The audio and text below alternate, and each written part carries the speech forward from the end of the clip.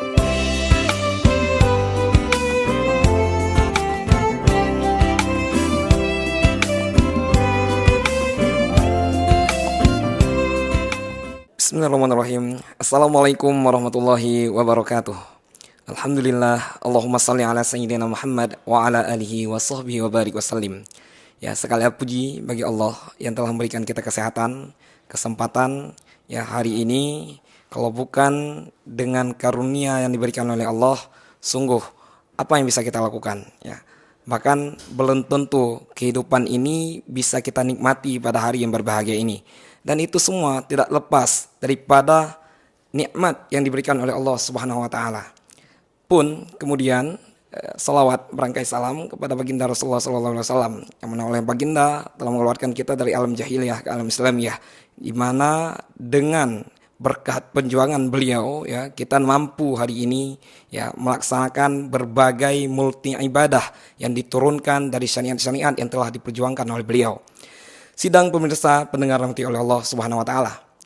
Hari ini di momentum Ramadan ya, landasan utama daripada tuntutan kepada kita terhadap kewajiban kita menunaikan ibadah Ramadan adalah Al-Baqarah ayat 183 ya, yang bunyinya Bismillahirrahmanirrahim.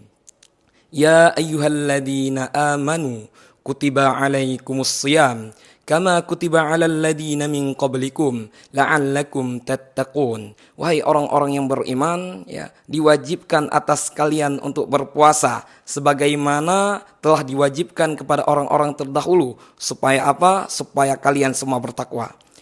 Para pemirsa yang dirahmati oleh Allah Subhanahu wa taala, ya, dari ayat ini kita mampu memahami ya bagaimana arahan daripada Allah Subhanahu wa taala, penegasan di situ ya disampaikan oleh Allah Subhanahu wa taala, ya ayyuhalladzi ya, ulama tafsir mengatakan ya ayyuhal. Kalau digunakan ayu pada kalimat ya, itu penegasan betul-betul kita harus melihat semuanya ya. Kita melihat dari segala sisi. Ternyata di situ ada tawaran-tawaran yang begitu besar untuk kita perhatikan. Ternyata benar Allah memanggil kita semuanya, ya ayyuhalladzina amanu, wahai orang-orang yang beriman. Kita dipanggil di sini. Semua orang-orang yang beriman dipanggil oleh Allah Subhanahu wa taala, ya. Iman itu ternyata terbagi menjadi 3. Ada iman level 1, iman level 2, dan iman level 3. Di iman level 1 ini, ya, kita beribadah kepada Allah, berharap benefit yang diberikan oleh Allah Subhanahu wa taala kepada kita dalam bentuk duniawi. Ya, kita hari ini berpuasa. Para pemirsa sekalian yang dirahmati Allah Subhanahu wa taala, kita hari ini berpuasa. Begitu banyak kalau kita bertanya kepada dokter, ya, dokter menyampaikan kepada kita, ketika kita berpuasa tubuh kita ini menjadi sehat. Nah, kita berpuasa dengan landasan, dengan tujuan untuk kesehatan tadi. Nah, itu iman kita masih di level 1 itu, ya. Kita level 1, kita berpuasa untuk tubuh kita sehat. Pun kita berpuasa untuk mendapati hal-hal yang lain yang sifatnya duniawi, itu masih level 1. Naik kita ke level 2. Ketika kita berpuasa berharap imbalan yang sifatnya ukhrawi dari Allah. Ya, kita berharap imbalan ukhrawi dari Allah. Allah memberikan kepada kita surganya Allah. Allah memberikan lewat puasa yang kita laksanakan ini menjadi perisai nanti dari api neraka. Yang ketiga, ini adalah level yang paling tinggi para pemirsa yang dirahmati Allah.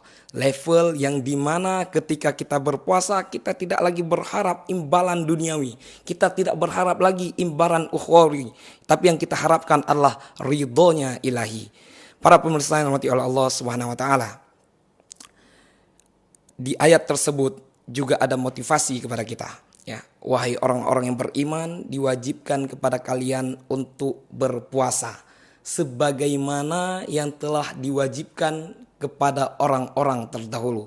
Ternyata yang diwajibkan puasa bukan hanya kita saja, ya, bukan hanya umat Nabi Muhammad semata, tapi kewajiban berpuasa juga pernah diwajibkan kepada umat-umat terdahulu. Kalau dikatakan oleh Imam Al-Alusi dalam tafsirnya, ya, puasa bahkan sejak masa Nabi Adam itu sudah diwajibkan, ya, sampai kita sekarang, ya, puasa itu masih diwajibkan. Seakan-akan Al-Quran mengatakan begini, Kalian itu adalah umat Nabi yang sangat keren, umat Nabi akhir zaman, umat Nabi yang sangat paripurna dibanding Nabi yang lainnya. Kenapa kalian tidak mau berpuasa? Umat-umat lain saja mampu melaksanakan itu.